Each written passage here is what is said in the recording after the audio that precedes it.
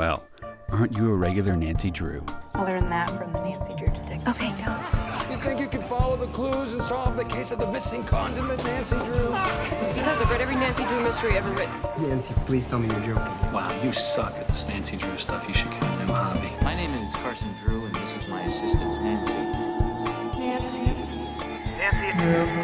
Nancy Drew. It's curtains for you, Miss Drew. Nancy Drew strikes again. A regular Nancy Drew.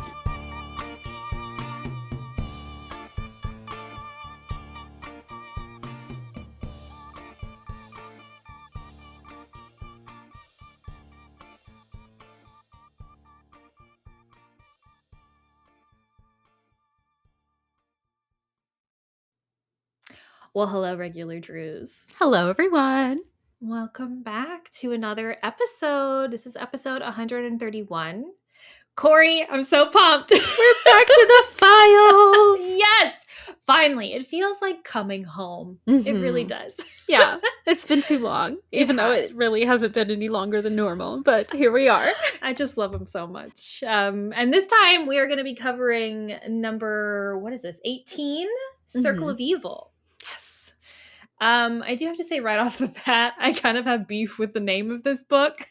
It's not very descriptive. This feels more No. like a girl detective titling trend definitely than it does does. a file. And like evil is just such a strong word to describe what's happening Yeah. here. You would expect like murder or something horrible, Right. not a necklace Just, getting stolen. Crime ring, like Yeah. robbery, which is what it is. But yeah, no, overall I thought it was okay. Yeah. I wasn't hugely into it. I think it was a little bit repetitive and like it just, it didn't feel like, it didn't feel like there was anything super, I don't want to say exciting because there were certainly very exciting moments of action, but the mystery itself was not very exciting. Does that make sense? It does, yeah. Okay. Yeah. Yeah. What did you think? The vibes were excellent. Yeah. I loved the like summertime poolside vibes of it. Yes. The story itself was fun for the first like 2/3 of it. And then here's the ending just smacking you in the face. I thought we had like 3 more chapters until the ending. I thought Nancy was going to do a little bit more sleuthing, but just like, oops, here's the bad guy. And then the ending itself took a really long time. Yeah, it did. It felt really dragged out and almost repetitive in that way as well. Yeah. It's like, okay, wrap it up. Now that I know who the bad guy is, like, let's just get Nancy to safety and be finish. done. Yeah. Yeah. But it was a fun read. I got through really quickly, so. I totally agree about the summer vibes, like you were saying. It is currently the dead of winter in Vermont, like absolute, like freezing cold temperatures outside. So this book is technically set on the 4th of July. It's 4th of July book, holiday book. So it was just great to just imagine being warm again. Oh, it did make me want to go swimming for sure. Yeah. Yes. Yeah, absolutely. So I will say this book is like the epitome of rich people problems. Yes, it is. Yeah. We talk a lot about Nancy solving crimes just for rich people. And this is absolutely what this book is. She's legitimately solving rich people crimes. I think it's hilarious though, because Nancy kind of masquerades herself as like not a rich person, which is like, Nancy, come on. But still is a member of the country club and talks about how like, oh, poor Bess and George aren't members, so I have to use my guest pass and like. Exactly. But there's Whatever. a line in here that literally gets thrown around that we're gonna have to read about. I thought this line was so funny that I told you about this last week, Kori, when we were talking, because I was like, this is crazy that Nancy would say this. So I'm excited to talk about that. Yes. Oh, okay. Another thing. So we do have the character of Detective Ryan in this book. Yeah. Was this his first introduction in like the whole series? Because it felt like it. Yeah. Wait, he's in other books though, yeah? Is that what we're saying? I feel like he is. He's also the guy in Alibi and Ashes who lost the key to the police evidence locker in Pancake City. Oh my god, yes! Because I was like, this guy's name sounds so familiar. Yeah. And I couldn't figure out why. And then I was like, maybe it's just a standard detective name, like Detective Ryan. I've probably heard that before in like other shows or movies or whatever. Sure, books. yeah. But maybe it's from Alibi and Ashes. The whole time, because he's like not the nicest or most cooperative guy in this. The whole time I'm reading it, I'm like, okay, Mr. Pancake City, now you want to talk about good police work. Okay. Mr. Pancake City! Come talk to me when McGinnis is done giving you a dressing down for losing the keys and like...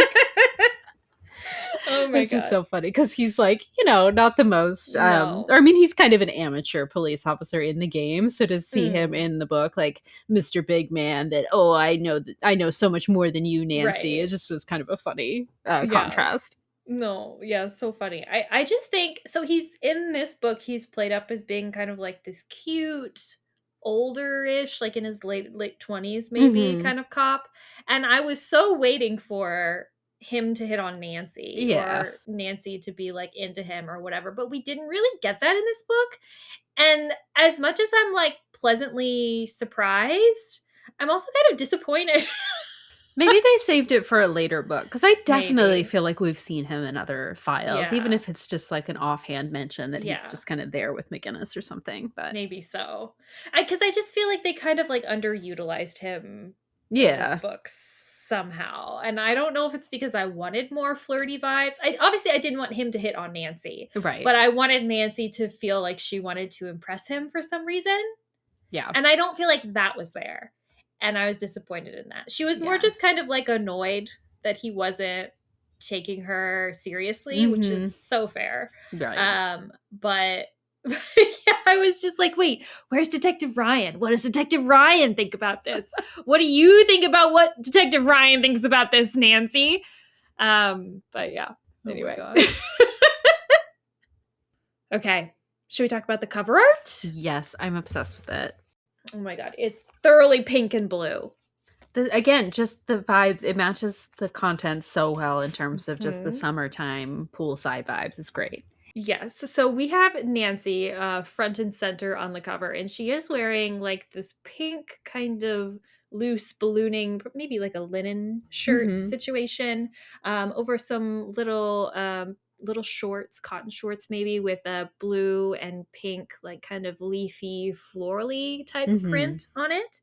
She's also wearing just these absolute banger earrings that are like teal that perfectly match the print on her shorts, and her blonde hair is all tousled and possibly looks like she just got out of the pool maybe, and it's just dried off, and kind of flowing back in the wind.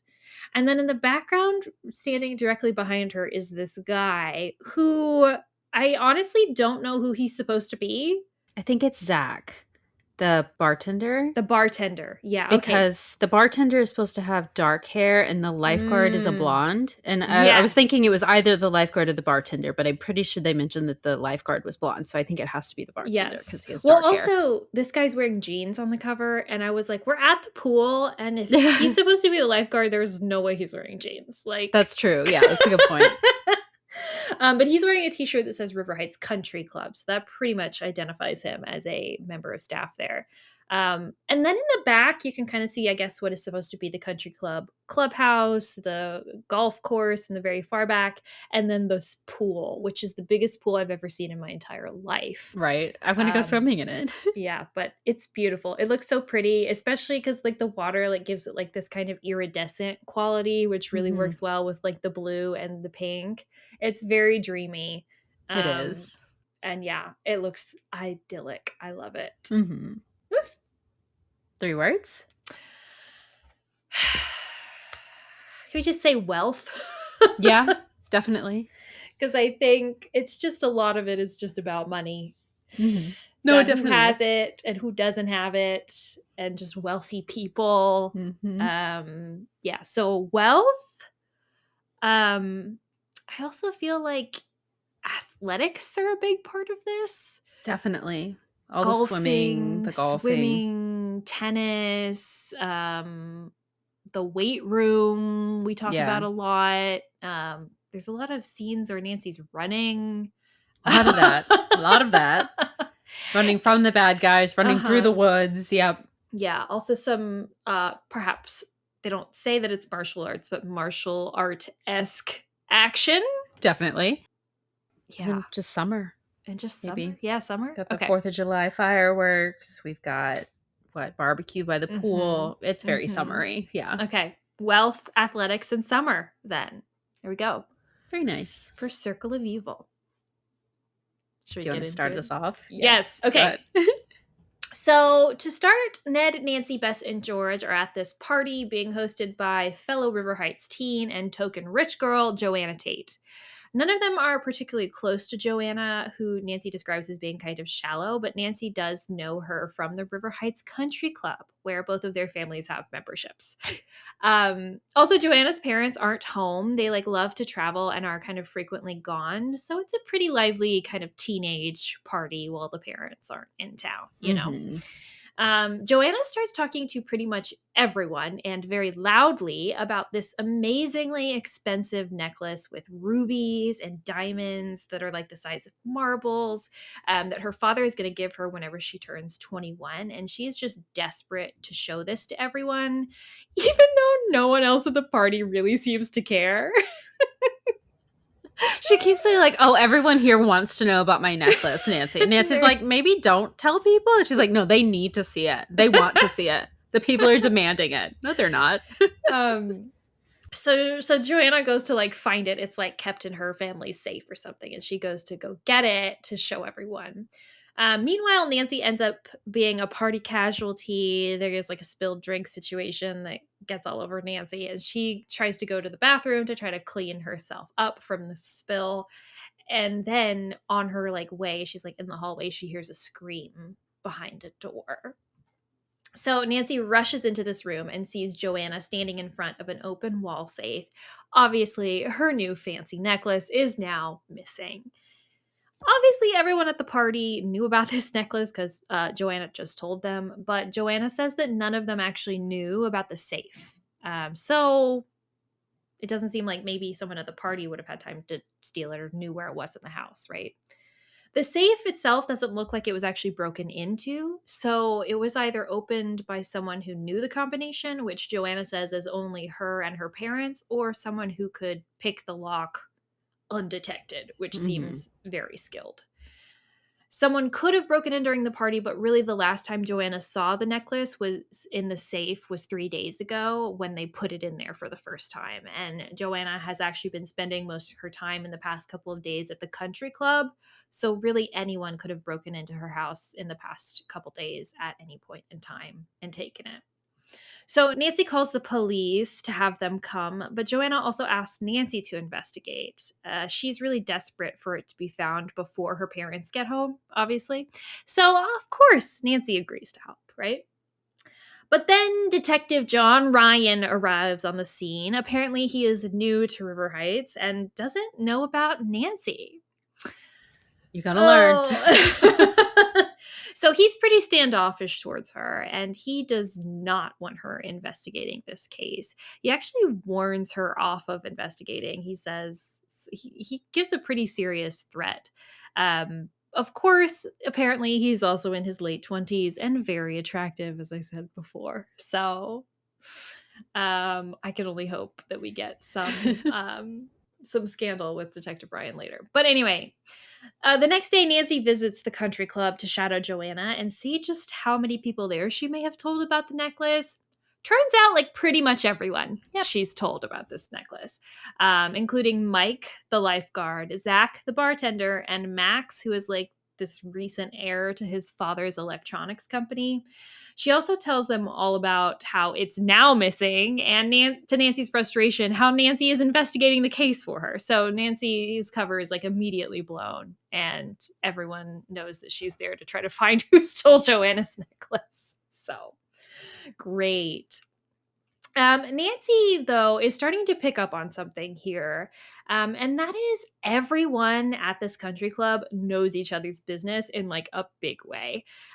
Just while she's there, she's overheard several people talk about their new purchases and upcoming vacations. Someone also apparently had a Picasso stolen, and she learns about someone's new rare book that they're hiding in plain sight on a bookshelf. Like they're just talking about this stuff out in the open to everyone who might hear. So she's like, okay, well, seems like this is really convenient for a potential string of robberies to be happening here because all of these people are so loose-lipped about their valuables. So she goes to visit Detective Ryan. And despite having asked around about her, so he knows who she is now and knows her reputation now. Clearly, he must have spoken to Chief McGinnis. Like, Right. come on.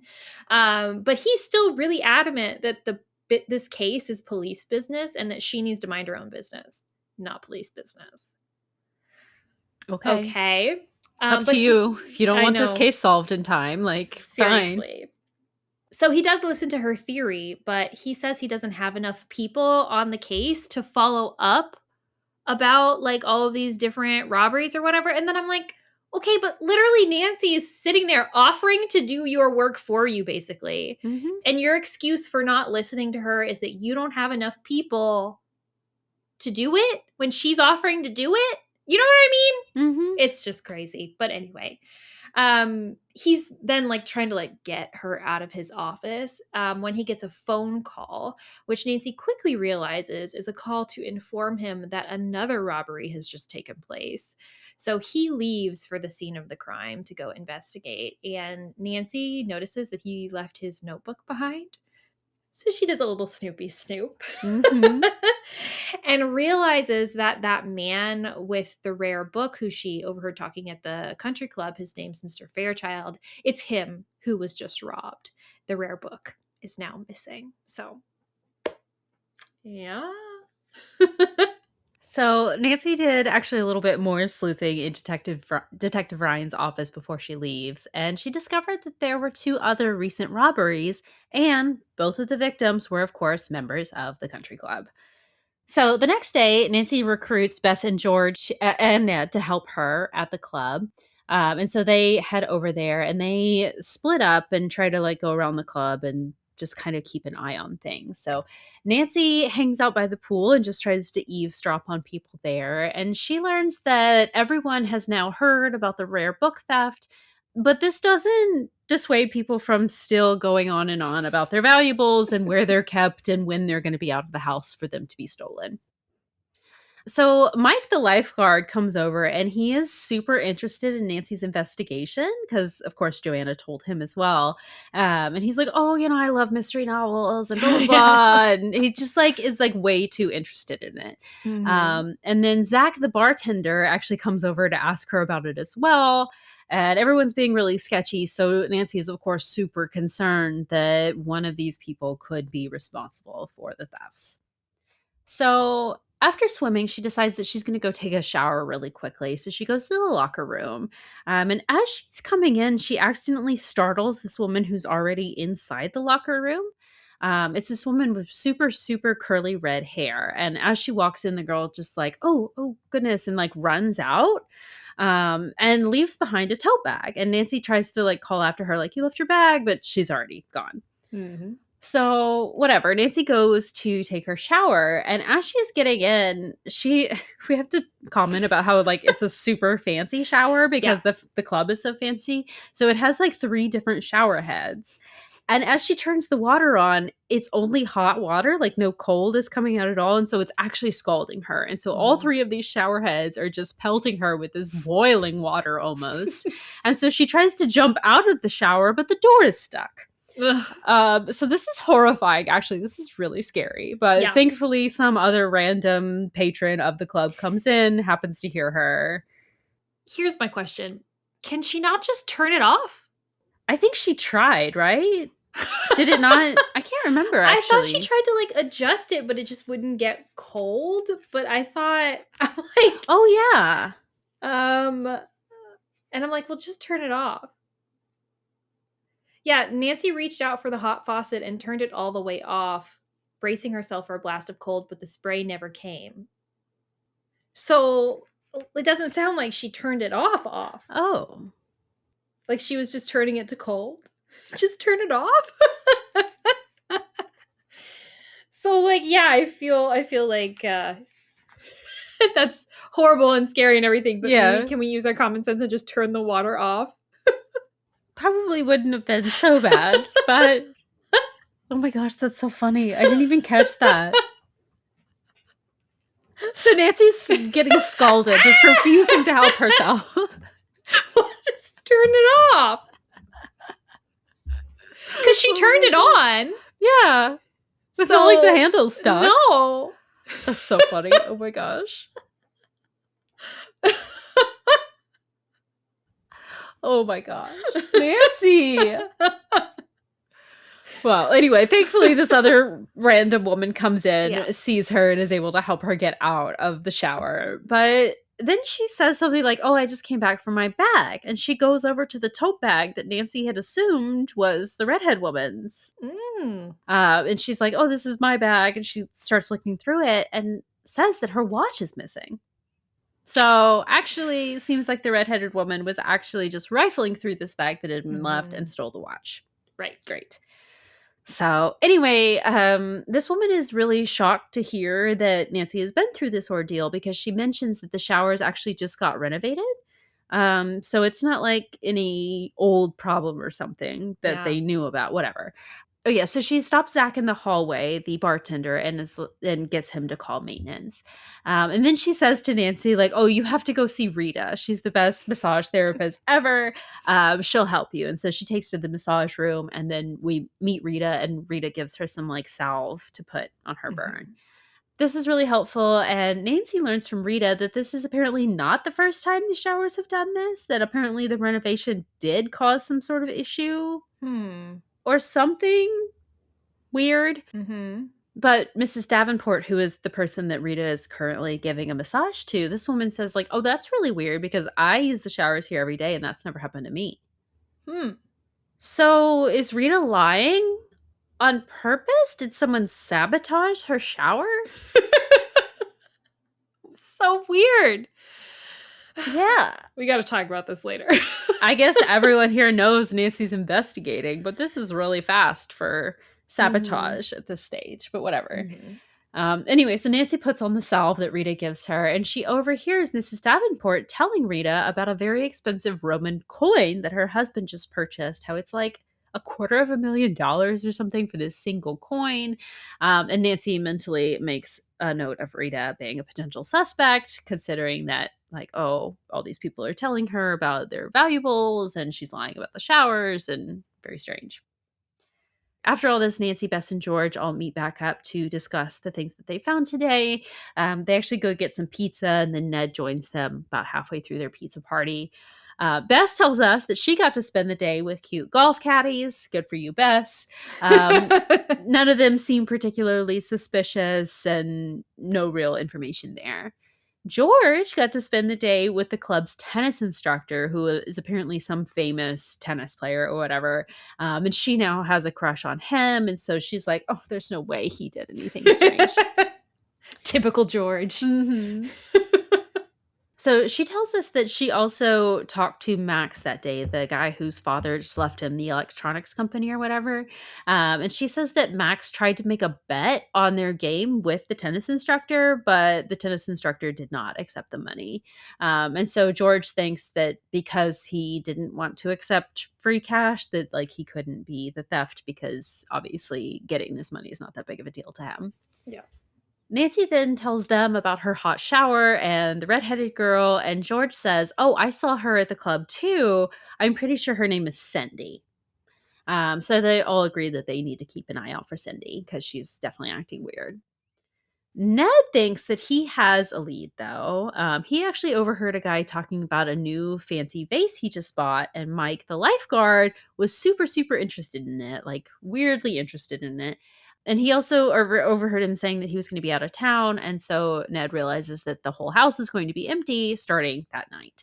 So if Mike is the thief, then Ned is like positive that he's probably going to try to rob the house like tonight or some point during this week while the guy's on vacation.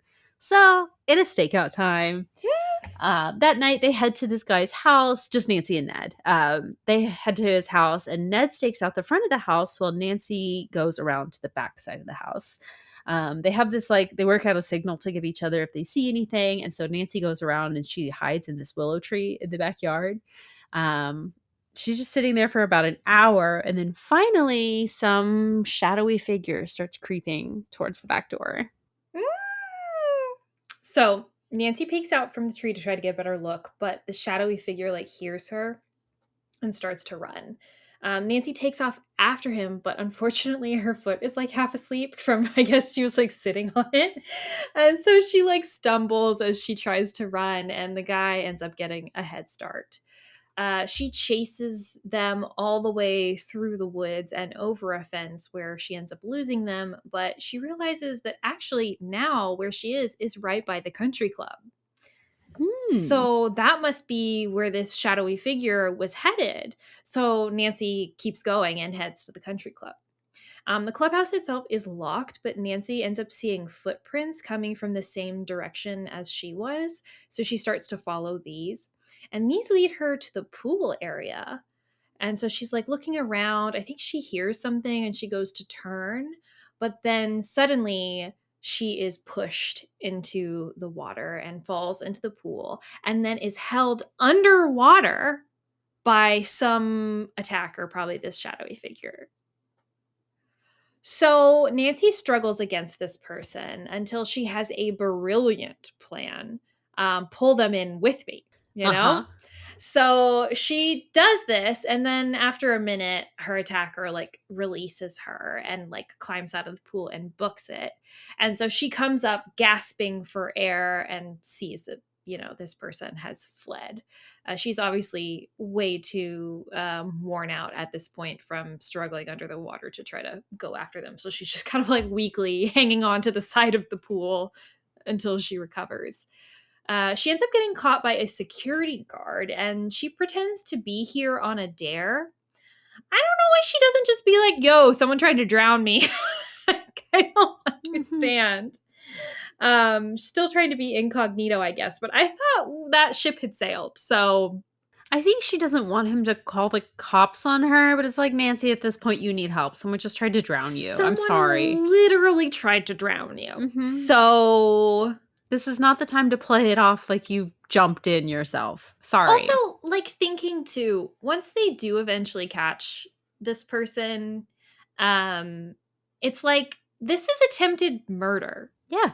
So, you need to add that to the list of charges that you are trying to throw on this person because they just tried to kill you, Nancy. Yeah. So it's if she's not telling the police about this. She's not telling you need to be, because this is a crime. Okay. Anyway. Yeah. So the security guard does let her go. She does ask if the security guard saw anyone else, and he says, yeah, I did see someone leaving, but he just assumed it was someone who worked there, so he didn't stop them. Because apparently, and this is important information, all of the employees have access to the country club after hours. It's this perk for employees that they can just use the facilities themselves after hours whenever they want. So sometimes the staff do that, and he assumed that's what was going on. But so anyway, Nancy heads back to the house thinking that Ned is now going to be super concerned about where she is since she's been so long. But when she arrives, she actually sees him in front of the house being arrested by Detective Ryan. Fortunately, Nancy's able to convince Detective Ryan that Ned is not a prowler, because apparently someone just called in this tip 15 minutes ago about this prowler by this person's house. And Nancy realizes that 15 minutes ago would have been just about the time when her attacker would have been able to reach a phone after trying to drown her in the pool. So she's like, okay, so someone's trying to set us up here. But Anyway, so Nancy explains to Detective Ryan that she and Ned were going on a date when she saw a figure by the house and ran after it. She obviously doesn't tell him that they were there staking the place out because she had agreed to stay away from the case. She does not tell him about the near drowning at the country club, though. So anyway, it doesn't really work. This isn't super effective because Detective Ryan still kind of picks out that she is investigating here, and he warns her again to stay away from the case and all of that, but he does let them go. The next day, Nancy heads to the club and it is packed because it's like such a hot day. So everyone is like taking advantage of the pool and the bar. And Nancy notices that Mike and Zach are so busy, like actually working, that they couldn't be listening to people's conversations. They are literally like slammed. So she decides to get a massage from Rita and see if she can discover anything there. She doesn't really, though they do talk some about how loose-lipped everyone is about their valuables, which Rita does admit to noticing. But Rita then kind of like asks Nancy if it's okay for her to step away for a second to take a phone call or make a phone call. And Nancy listens in on this, and it seems like Rita is canceling plans for something, which is weird. When Nancy leaves, though, she runs into Cindy, this redheaded girl who she thinks was stealing before, right? And Cindy takes off running. So, of course, Nancy chases her, right? Nancy can't not chase a running figure. Of course. She's like a dog. Don't run from Nancy. Back away slowly, okay? Don't show her your back or she's going to come after you. She will follow. Yeah, but okay, so Cindy ends up getting lost in the crowd, and Nancy is only able to like see her get into a yellow convertible and drive away. Nancy then goes back into the locker room to get her bag, and inside of her locker finds an envelope with a note that says, "We know what you're up to, but does your father? Forget about finding us, or we'll arrange a meeting with him by the diving pool. How long can he hold his breath?" Ooh. You don't threaten Carson on my watch. No, thank you. So, of course, this is very upsetting to Nancy. She rushes home to call Carson and warn him about this. He is at his office right now, and he's actually about to leave on a business trip in just a few minutes, so he is not concerned. He's like, whatever, I'm going to be out of town for like a few days, and by the time I'm back, it'll all be blown over. Don't worry about it. But he is worried about Nancy, of course, and he tells her, be careful, because obviously these people are very serious about whatever is going on here. So Nancy's at a bit of a standstill now. She checks in with Bess, who tells her that she spent more time with the caddies that day and is pretty confident that all of their alibis are legit. And George is going to go out with her tennis instructor friend tonight and is going to try to get an alibi from him. At this point, though, I think she and Ned go out to eat for dinner, and she tells him that she doesn't know what to do except to just like pick a random person at the club and just follow them and see what they're up to. But Ned says that they should try to search the club more thoroughly for clues because it's possible that the thieves could even be hiding the loot at the club itself. So they finish their dinner and everything, and then he takes Nancy home, but then they notice that the front door is just like a little ajar. And that's weird because Hannah is currently out. She went out for the night, and Nancy is positive that she locked the door before leaving. And it doesn't seem like someone is like busted the door down or anything like that. It seems like maybe the lock has been picked, or maybe Nancy just doesn't remember having locked it herself. It's just like a little bit open. So they cautiously go inside. Ned goes in with her to like check around and look. They call out for Hannah, but she's still not home. And everything seems fine, but then Nancy notices that her father's bedroom door is closed, which is very unusual for him. And when she goes in the bedroom, there is a noose hanging from the ceiling fan made of one of Carson's neckties with a note that says, "Your dad might be gone now, but he has to return sometime. We'll be waiting. Get off the case, Nancy Drew." This is wild. That is insane. This would make me go nuclear. Like, just Oh my gosh.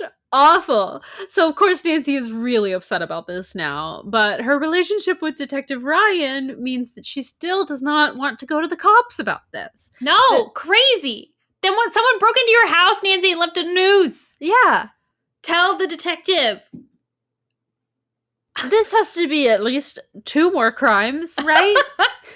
Yeah. Breaking and entering, death threats. I don't know. But like, geez. Now we're involving people that don't have anything to do with the case. You need to go to the cops. I'm sorry.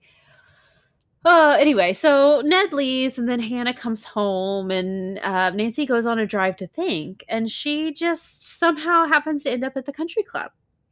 And she's like, okay, well, I'm here. I might as well go check out those lockers like Ned suggested. And she realized, okay, whoever broke into my home didn't actually break in because, of course, she had locked the doors. So the lock either was picked or someone had a key. And she realizes that they must have stolen her house key or could have stolen her house key out of her bag because her bag was unattended in the locker room for the entire time she was getting that massage yesterday. And she knows someone did, actually, because they left her that message. Yes, they must have gotten into her locker somehow if they left the note. So they could have easily taken her key, gone and made a copy of it. Now it's a little tight of a timeline and then just put the key back, but it's definitely possible. And that would explain how they were able to get into her house so easily without having broken anything. So is this how the thieves are running their operation? Just waiting for someone to mention they're valuable, stealing that person's keys from their locker while they're at the club, and then using the opportunity to take that key and break into their house. So now Nancy starts kind of mentally running through her list of suspects. So this could have been Cindy, right? The redheaded woman that's been spending a little bit too much time in the locker room. Rita, the massage therapist, had to step out and make that weird call the other day. Was she maybe signaling to someone to go to Nancy's locker during that opportunity and steal the key? And Nancy realizes, too, that they might be making copies of the keys on the premises somehow. Because otherwise, how would they have time to, leave, take it to a locksmith, have a copy made, bring it back, steal it, stash it away again? So Nancy decides she needs to look around a little bit more. So she ends up in the weight room where she starts to hear a weird rocking noise. This is the goofiest thing that happens, I think, in the book. Yes. And it's also, again, it's nighttime, so the place is closed. It's really dark everywhere she's trying to go, and so she doesn't see anything, but she hears the sound, but then she does notice a shadowy figure in the room with her. And then this large weight machine is rocking back and forth near her, and the shadowy figure topples it over toward her. Pushes this machine on top of Nancy, but she is able to leap out of the way just in time, and the shadowy figure is able to get away. But this gives her the opportunity to notice a small door in the weight room that was just in the back of the room that was kind of behind this toppled machine. So now that it's out of the way, she can see it and get over there. And she picks the lock and finds herself inside of a storage room. Or is it just a storage room? Because there is this long row of shelves, but then beyond that, the room just keeps going. It's this really long corridor almost. So she follows it a little bit, and then she finds that she's in this long passageway with weird panels in the side of the wall. And when she pushes on one, she realizes that this is the back of a locker. There's a hallway behind the row of lockers in the locker room. So, of course, this is how the thieves were getting the keys. They just wait until someone locks their things in a locker, goes around to the secret passageway, pushes the back of it open, and can just access anything inside the locker. We have to talk about this, though, because who built this place? Right? To where this was a thing that they had. Just a long hallway, clearly purposefully behind the locker rooms, behind the lockers, to be able to access them. There's literally no other reason for that room. That space. Exactly. This is how post office boxes work. At the post office, there's like a panel they can open up when they're behind in the back room. But like, why would a locker situation, like, why would that be useful for a locker? Because it's not like they're trying to put things in people's lockers for them on a mass scale, Right. like a postman would. It's no, why? It's very confusing because then it makes you think like, okay, well then when they built this country club, did they think they were going to be burglarizing the lockers? Was that part of the plan I guess in the building? Because surely they have like a master key if they really needed to get into somebody's locker, like to clean it out or whatever. Maybe somebody let their membership expire and so they're cleaning out their stuff. That's different. I think we really need to talk about this more in depth once we talk about who the perpetrators are here. Because obviously we talk about the gym having just undergone this like big renovation or whatever. And the locker rooms and the showers as well were a part of that renovation. So it's almost like they're framing it a little bit like this hallway didn't used to be here. So it was part of the renovation. But then why? Why and who and how are my questions. Yeah, I also don't understand this next thing because she starts hearing some weird noises from the boiler room. And so she's like, oh, of course, it's just like pipes or like the ductwork or whatever making strange sounds. And she's like, well, you know, if everyone heard these sounds during the day, it would just be normal. But at night, you can, because there's nobody around, you can really hear how strange this sounds. And so she goes to investigate, and it's a key duplicating machine just under like a cloth in the corner in this passageway. So how did they get this in here unnoticed? I don't know. How would the thieves, the culprits, be able to get a key duplicating machine into their place of work and no one bats an eye? I guess unless they did it in the middle of the night. They would have to be huge, right? I mean, like, I'm just thinking about the ones they have, like the hardware stores or whatever, and those seem pretty big. They are big. You can't. That's not just like something you could just put in a box and carry inside. You know, And that's this book came out in 1987, so presumably at that time they were still pretty big. You know, hold on, key duplication machine. I mean, I guess they're not all big, but like they could just be kind of like the size of like maybe a large like espresso machine is kind of what I'm seeing. I guess. But surely that would still be heavy. And like, if it's big enough to be making noises that can be heard all over the country club. Yeah, that's weird. Or if it's like noises that could be mistaken for boiler noises, that would be pretty big, I would think. I don't know. Have you heard a key duplication machine before, though? It's like a buzzsaw. It's like, it's not like quiet. Yeah. No. And it's like, it's a pretty distinct noise. I wouldn't confuse that for an AC noise. No. If it was, I'm like, there's something wrong with your AC.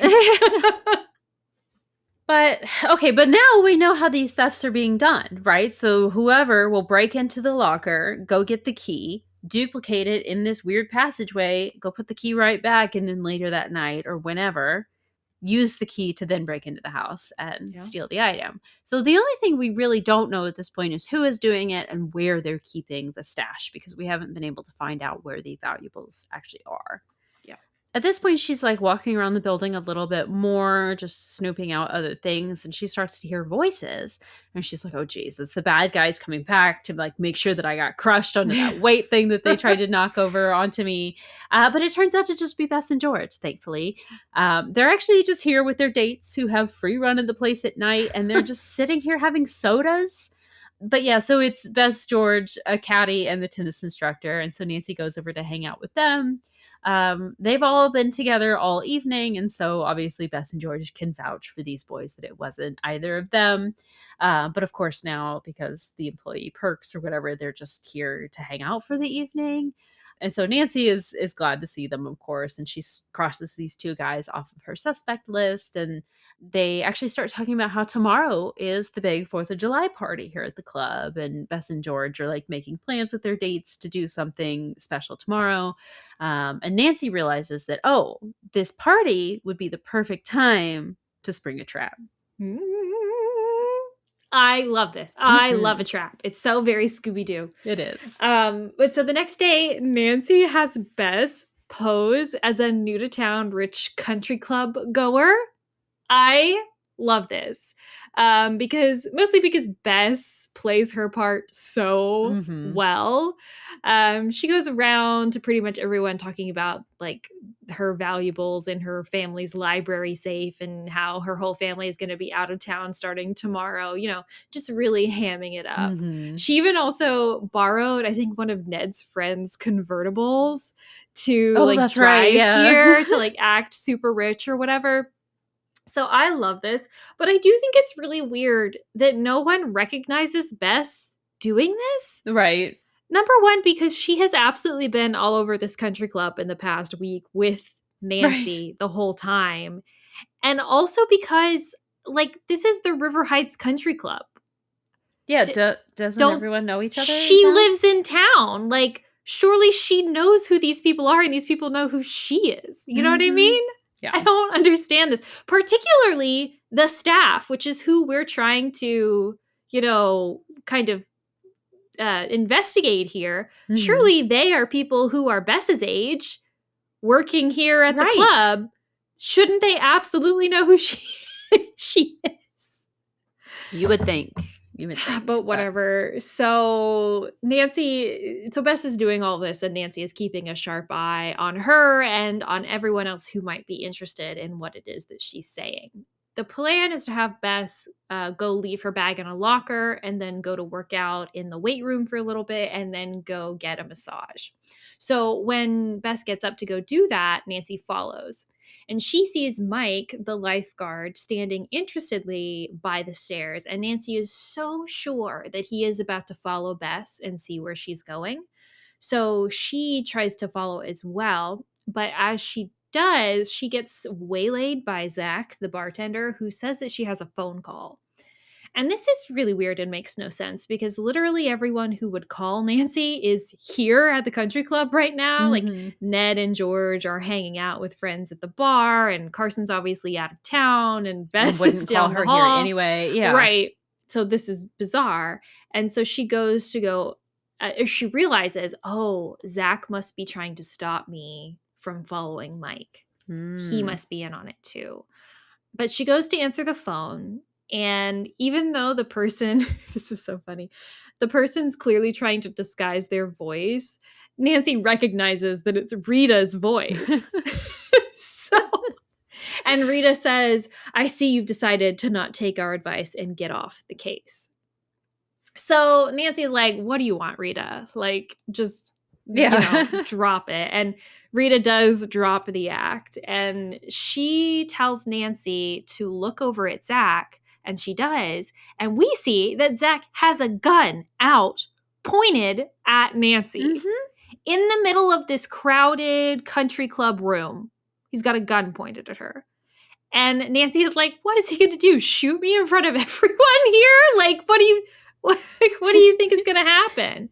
And then she realizes, or Rita tells her, like, don't push it. Like, yes, he absolutely will shoot you if you don't go with him. And Nancy realizes that there is actually a silencer on the gun.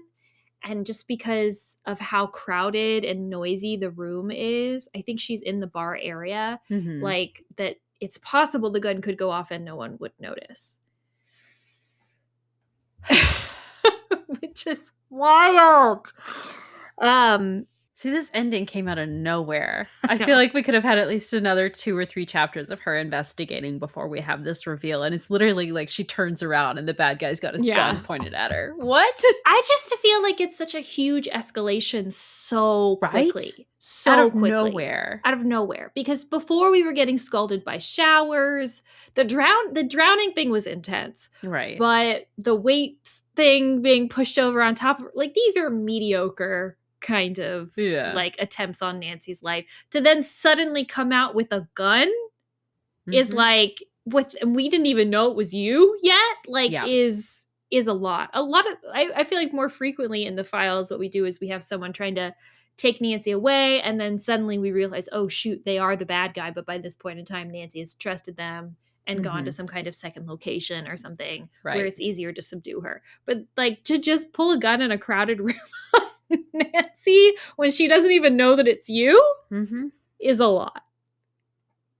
Anyway, Nancy kind of tries, but she can't really get anyone's attention. And at this point, Ned and George have like left. They're not here anymore. And so she doesn't really have any options except to kind of go along with what he says. I absolutely disagree about this. I think this is crazy. I think the first thing Nancy needs to do is tell everyone that this man has a gun. Because I mean, yeah, maybe he'll shoot you, but like what, like your other option is he either shoots you here in front of everyone or he shoots you by yourself alone.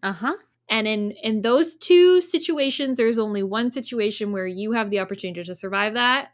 And that is if everyone notices. So do not go to a second location. I don't care if they have a gun on you. Make them shoot you. Make them shoot you to stop you. Run and yell and scream. And it is just crazy to me that Nancy Drew doesn't know this. And like, I know, okay, it's a mystery book. We're trying to heighten the stakes. Of course, she's got to solve the crime and all of these things. And we don't want Nancy to get shot or whatever. But I'm thinking like logistically, like these are not good lessons to be teaching our young people. Like actually in real life, what you need to do in this situation is not let them lead you away. Okay. I really feel like the only way I could see this actually being reasonable in Nancy's mind is if she doesn't know where Bess is and she thinks that they could have Bess as well. That's the only reason I could see her just like being stubborn enough. Whatever. She needs to not. But well, and that happens sometimes in the files too. And I do think that those are always, I prefer those scenes because it does make a lot more sense. When Nancy's friends are in danger, Nancy will do anything. Yeah. And I think that's admirable. And that's a really endearing quality of Nancy. But this just feels like stupidity. Yeah. Like you're risking it for nothing. Yeah. Nothing. Like it's not even I have to go along with them to keep Bess safe or whoever else safe. No, it's literally just like, I have to know where the belongings are kept. So I'm going to go with him. Yeah. No. Yeah. Anyway, so Nancy goes with him down this hallway but she hasn't completely resigned herself because in this feat of athleticism, when he's behind her, she's able to like turn quickly and then kick the gun out of his hand and it goes skidding down the hallway. But unfortunately for her, someone else is like walking into the hallway at the same time and they pick up the gun and they point it at Nancy. It's Max.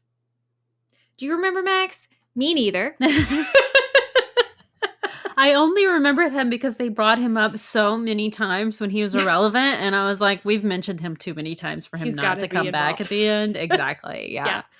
So, but Max is like, he was the one that George played tennis with at the beginning of the book. He's like the heir to his father's electronics company. He's like just taking it over. That's Max. And he's apparently in on it too. So he and Zach lead Nancy to this massage room where Rita is. And Max tells her, this is so wild. I know. He doesn't have enough money as it is, guys. He tells her that his company also manufactures safes and alarms. And so that's how they've been able to break into people's houses so quietly because he has the technology to do it. If his company isn't the one who installed the safes and the alarms, then he at least has enough know-how in order to disarm them, right? But apparently his motive, the only reason why he does this is because he's bored. That's literally what he says. He's just so boring doing the same thing day in and day out. He's just doing it for a little drama in his life. Poor you. You have to go to the pool all day and have someone bring you drinks. Because, yeah, he's already rich. Like, the company is, like, a really successful company, and his family is, like, wealthy already. So it's not like he needs the money. Yeah. He's just doing it because he's bored. Just for funsies. Wild. Just to get his kicks. So he's absolutely psychotic. Just so so completely crazy. Mm-hmm. But anyway, he leaves the room and tells Zach to take care of Nancy. And so Nancy tries to kind of stall. She tries to keep him and Rita talking for a while to see if anyone's gonna like show up or if she can figure out any way to get out of this, but no one shows up. And so Nancy tries to get the gun away from Zach again as a last ditch effort, but ends up getting thrown onto the massage table where Rita strangles her and Zach holds the gun to her head. And then Nancy passes out. Jeez. So obviously Nancy doesn't die. She wakes up and she is tied up. And she realizes quickly that Rita must have like touched a nerve on her neck or something to make her pass out, and that they're just going to come back for her later to kill her after all of the guests have left the club. Because it would be like too much work for them to try to move her body while everyone's around. That makes sense. Okay, Sure. I'll accept it. But Nancy is like alone and in the dark. She doesn't know where she is. All she knows is that her hands and feet are tied up. She's able to get her hands under her. They're like tied behind her back, but she like moves them in front of her by like climbing over and like pulling her legs. I just love that. Yeah. I love that so much. And she's able to untie her feet. And she discovers that actually where she is that long hallway that's behind the lockers connected to the weight room. And she can hear outside, though, that the 4th of July festivities have started. So, like, there's, like, a lot of, like, party sounds or whatever coming from outside. And so she tries to shout for help, but obviously no one is hearing her because of that. There's no one in the weight room right now. There's no one in the locker room. Everyone's outside, eating and having a good time. She does manage to like break a light bulb from one of these supply shelves and cut off her wrist ties, which is pretty badass, I gotta say. But she goes to the door to try to leave and it's locked, so she can't get out. She decides to start searching the lockers to see if there's like a hairpin or a credit card or something like that that she can use to get the door open to get out of here. And she's like going through them one by one, and she's looked through a bunch when suddenly she sees a light in the locker room. Someone's just opened the door and come in, and her hand is in a locker right now, and they open the locker and grab her wrist while has her hand in that locker, which is so scary. Why don't you start screaming as soon as you see that a light has come on in that room? Someone's in there. Jeez. Yeah. But thankfully, this hand that grabs her is just Detective Ryan. Apparently, Bess, George, and Ned all called him because they were worried about Nancy and couldn't find her. So he gives her a little bit of a I told you so lecture, just a little bit, but he does help her escape the room. And of course, now she finally fills him in and tells him who is behind all of this. Once they get out of the locker room area and back outside, they split up to try to track everyone down during the 4th of July activities. And the fireworks are actually just about to start, so everyone's kind of making their way over to the field or whatever where they're going to watch the fireworks. And that's when Nancy spots Zach and Rita. Unfortunately, they have spotted her as well, and Nancy's alone again. Detective Ryan and her friends have all split up and gone to other parts of the building. And she sees that Zach, who was walking straight toward her, has that gun pointed at her again, just has like a towel or something over his arm to hide it. Obviously. Yeah. I don't understand why she didn't tell Detective Ryan at the jump, hey, this guy has a gun and he's out and amongst this crowd. Like, that's a big problem, and they needed to call for backup immediately because, like, this is a bad situation. They needed to start clearing the scene. Yeah, they needed to evacuate this building. Don't just, like, let this crazy man with a gun run around. Yeah. I was so sure that whenever he grabbed her wrist in the locker that he was going to accuse her of being the one who was behind the thefts. That would have been great. Because of just the vibe of the situation is like he grabs her wrist while it's literally inside the locker. And the thing that we know is that they were robbing lockers. So like, come on, it would have been great. He would have been like, this is why I knew it was you, that whole thing. And then Nancy would have to explain to him, or we could have like just this last little bit where she's trying to evade Detective Ryan and catch the baddies or whatever. That would have been better than this because it would have explained why he leaves her at this point and they split up again. Like, Yeah. But anyway. gosh. So Zach has the gun pointed straight at her and he's like on his way over to her now. And she realizes that he hasn't actually fired yet because he's waiting for the fireworks to start. Because if, even with the silencer, having the cover of the sound of the fireworks and the smell of the fireworks would cover up any gunshot that he is doing. So Nancy makes a split-second decision and realizes that a bystander could, of course, get hurt because of Zach's actions. And she lunges at him. Rita runs and Nancy is actually able to knock Zach down and throw the gun out of his hand and then punch him, which causes him to lose consciousness. This is amazing. Nancy literally knocks this guy out. Yes.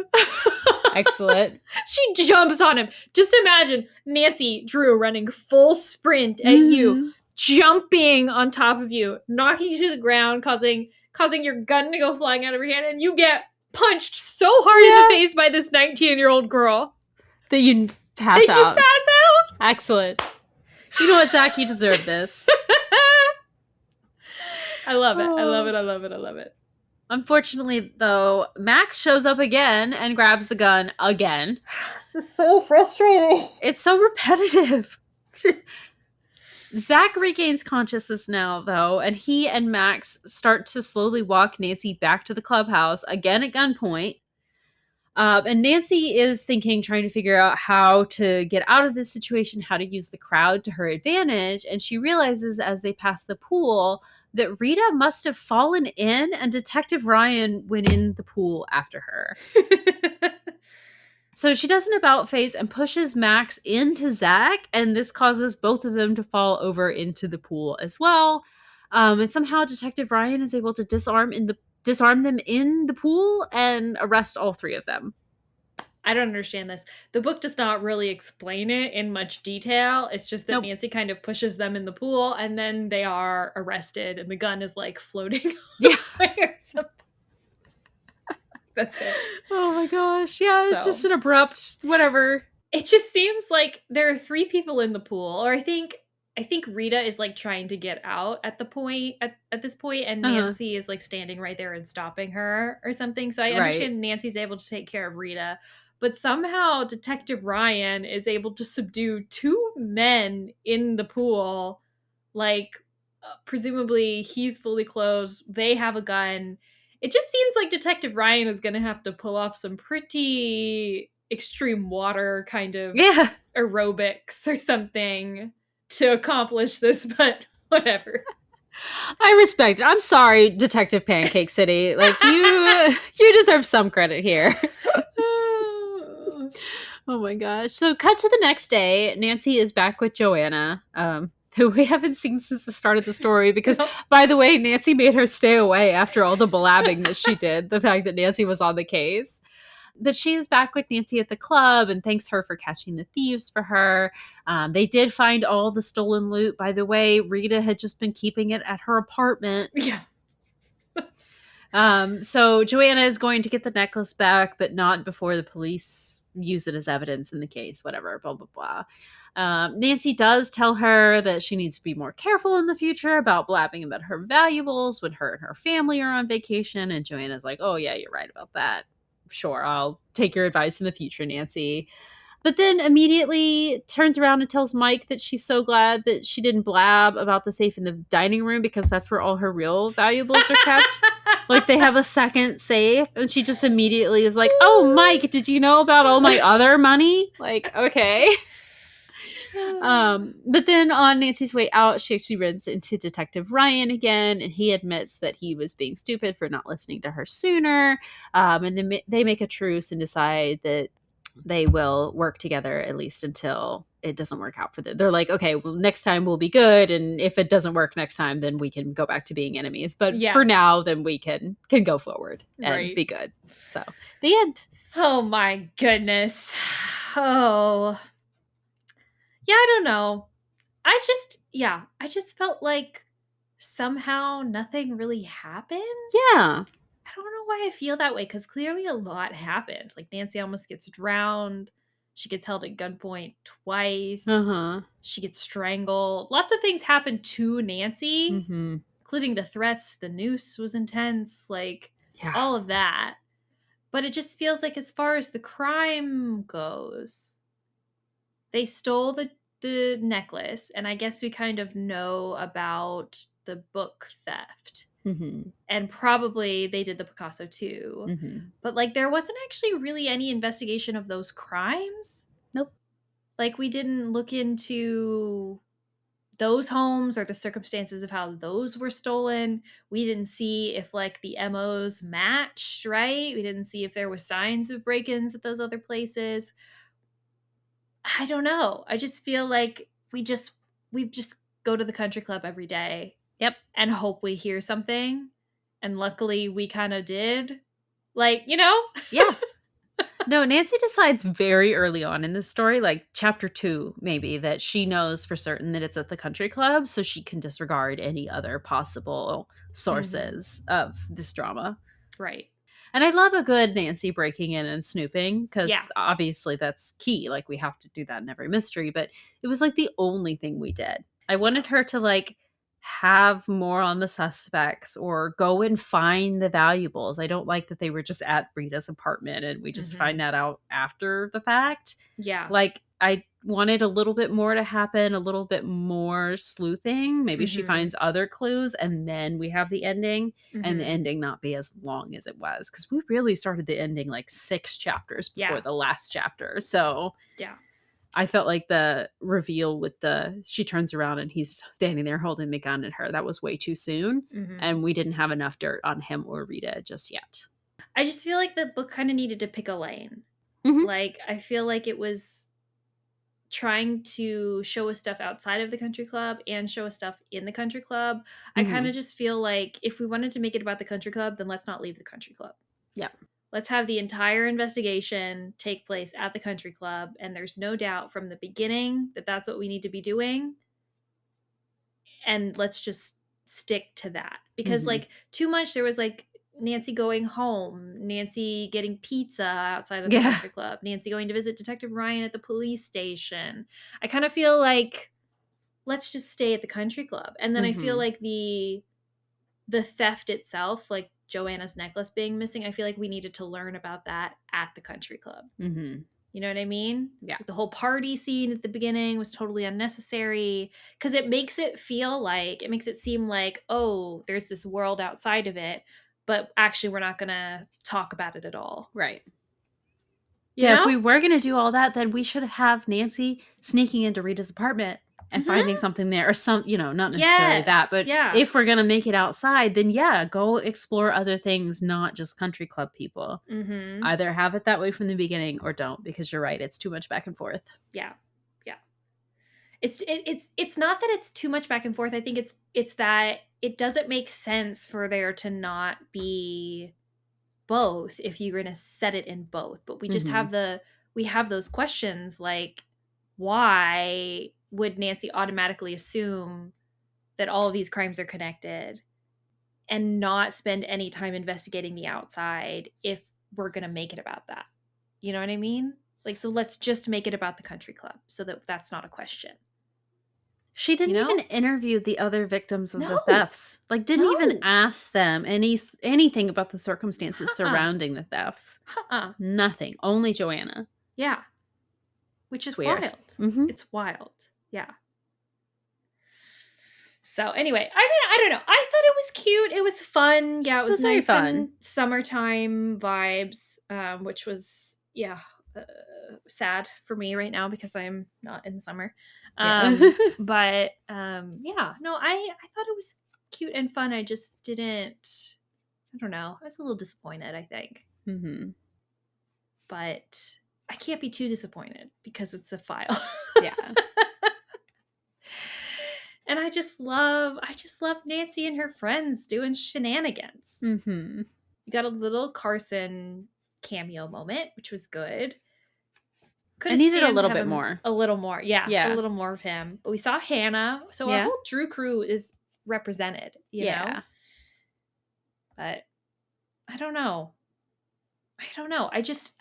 I feel like there needed to be a little bit more glamour to it too. I would like a big party scene at the club that's not 4th of July. Like I want like a fancy dinner kind of a vibe. Yeah. Somewhere in there where we could all dress up. I think if we could get a moment where there was just a touch of them kind of more participating in the rich activities of the country club than like them just running around back and forth all the time. I think I would have liked it a little bit more. Yeah. Yeah. But I don't know. The multiple culprit thing was kind of new. I feel like we don't do that super, super often. I was like ready for it to just be one person and then to have it be 3 people working together. Yeah. And none of them be Cindy. Because by the way, Cindy admitted that she just like likes pickpocketing, but she doesn't do any of the other stuff.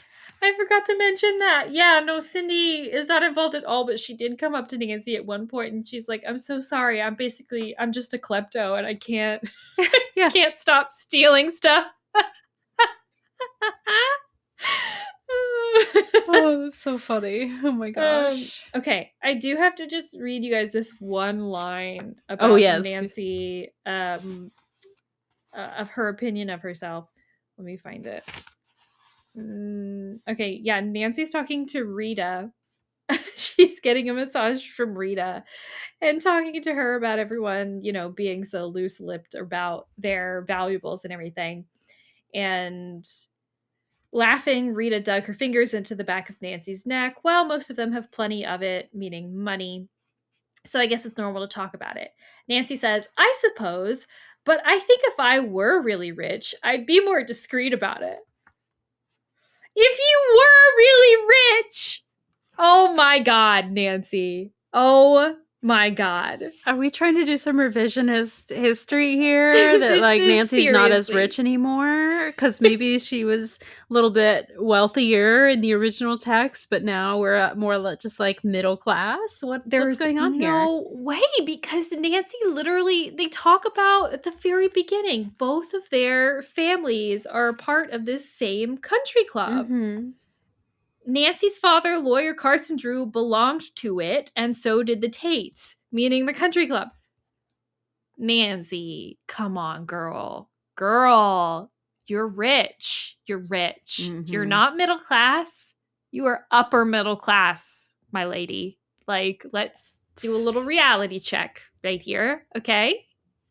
You know what we needed? We needed a scene where Carson comes with her for the day and goes golfing.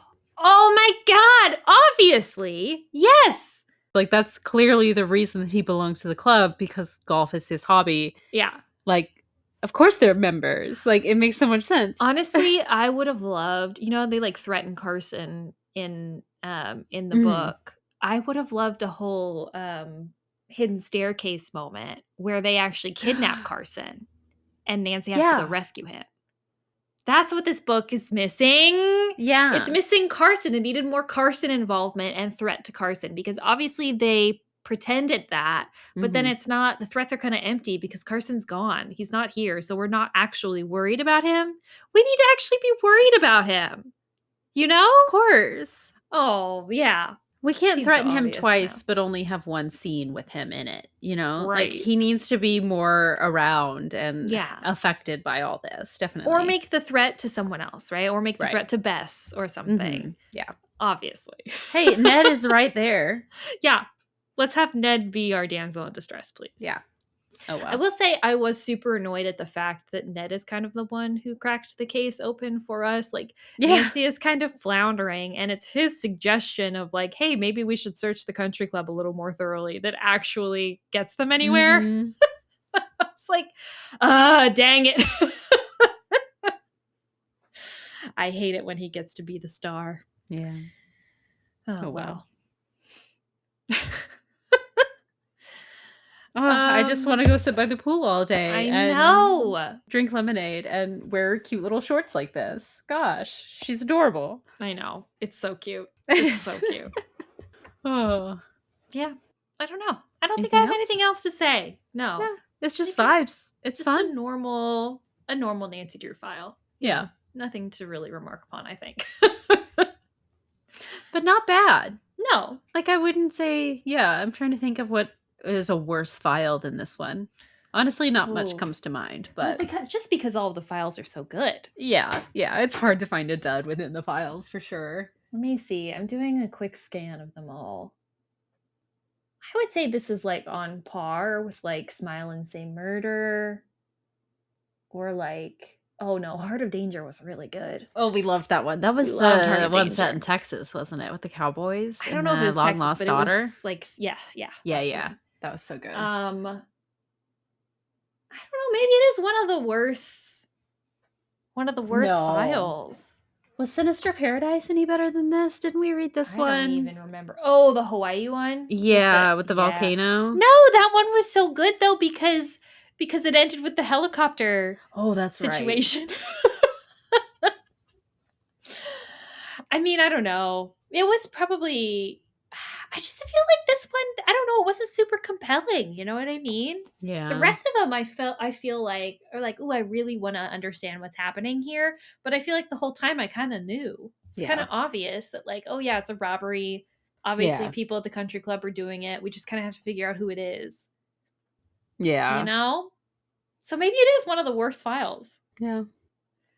But it's that's a really high bar, you know? That's true. So like I don't want to say that this book is that bad because the files I think just have a really high standard in my opinion of great mysteries. So it's not hard to be worse, you know? Or the tennis one. The tennis one wasn't great, where the tennis players like Nancy's look-alike and Nancy has to sub in for her. That one was really confusing, I think, with the mystery setup. But I thought it was funny because we're like talking about like revolution in a foreign country or something. Oh, but that's I think, right. Yeah, they're just difficult to compare. But I think probably that one's close in my estimation of the same. So yeah. Okay, so flashlight score, what would you give it, Kori? Just a fair 3, I think. Fair 3. Yeah, how about you? I think I would give it like a 2.75. Okay. Because of all the reasons I said. Yeah. I won't rehash it. But I just think it could be, I definitely think it could be better. I definitely think it was standard. But even amongst the standard files, I probably wouldn't read this one again.